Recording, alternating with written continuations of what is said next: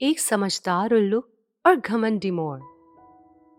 एक घने जंगल में एक समझदार और पूजनीय उल्लू था जिसका नाम था उजास।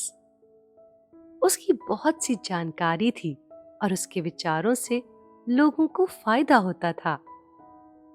एक दिन जब वो एक शाख पर बैठा हुआ था, उसने एक सुंदर मोर को देखा जिसका नाम रजत था।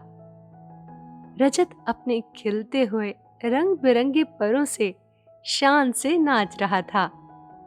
उल्लू उजास ने रजत के व्यवहार को देखा और उनसे बात करने का फैसला किया। नमस्ते रजत, तुम्हारी खूबसूरती सचमुच आकर्षक है। क्या मुझे बताएंगे कि आपको इतनी खुशी किस बात की है? समझदार उल्लू ने पूछा। घमंडी रजत ने अकड़ के जवाब दिया। आह, प्यारे उल्लू, मेरी परों की खूबसूरती को देखो और मेरा नाच। ये मेरी माहिमा का जश्न है।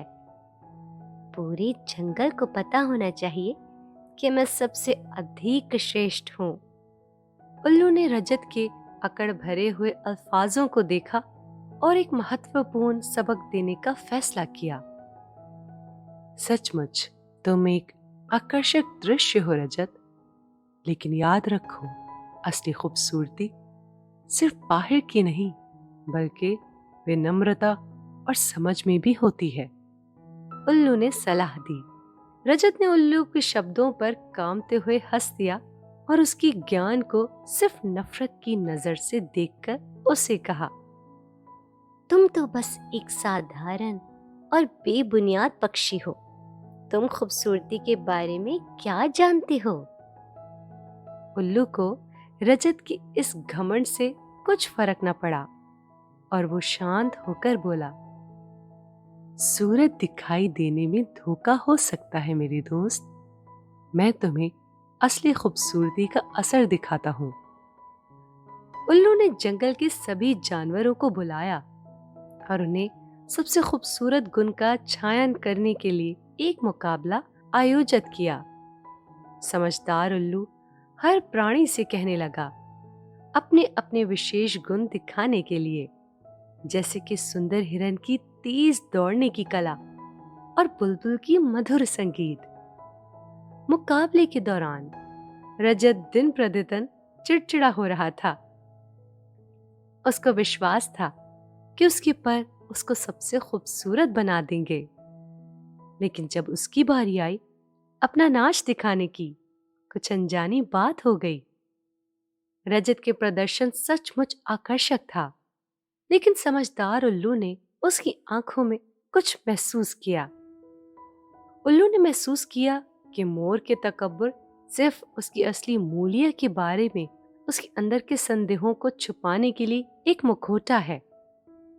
जब मुकाबला समाप्त हुआ, उजास ने सभी जानवरों को एकत्रित किया और उनसे वोट करने को कहा कि सबसे खूबसूरत गुण कौन सा है। हैरत से ज्यादातर ने उल्लू की समझ और दृष्टि को सबसे खूबसूरत घोषित किया। रजत को इस पर बड़ा झटका लगा।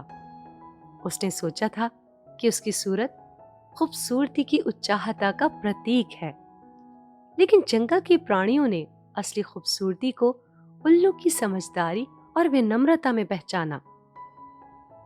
खुद से नीचे गिर गया, रजत उल्लू के पास गया और कहा, समझदार उल्लू, अब मुझे आपके शब्दों की गहराई समझ में आई है। मैं अपनी खुदगर्जी से अंधा हो गया था और आने वाले जानवरों में छुपा हुआ सौंदर्य नहीं समझ पा रहा था। उल्लू ने प्यार से मुस्कुराते हुए कहा, सिखाने और सुधारने का समय कभी भी नहीं होता रजत।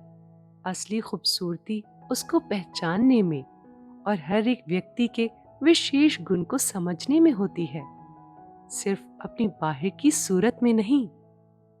उस दिन के बाद रजत ने नम्रता को अपनाया और उल्लू से ज्ञान प्राप्त करने की कोशिश की। अब उसको अपनी खूबसूरती को दिखाने की जरूरत नहीं होती। बल्कि वो अंदर की खूबसूरती को विकसित करने पर ध्यान देने लगा और अपनी खिलते हुए परों को सच्ची खुशी के साथ व्यक्त करने लगा। समझदार उल्लू और घमंडी मोर की कहानी जंगल में फैल गई, जिसे देखकर सभी जानवरों को नम्रता, समझदारी और असली खूबसूरती की अहमियत का ज्ञान हुआ। पहले घमंडी मोर ने बदलाव की मिसाल बनकर दूसरे जानवरों को प्रेरित किया, अपने अंदर की खूबसूरती को पहचानने और हर एक व्यक्ति के विशेष गुण को समझने के लिए। जंगल ने नए सांझ और सम्मान के साथ फिर से खिलने लगा। सभी का शुक्रिया था, समझदार उल्लू की बुद्धिमत्ता का और कभी घमंडी मोर के दिल बदलने का।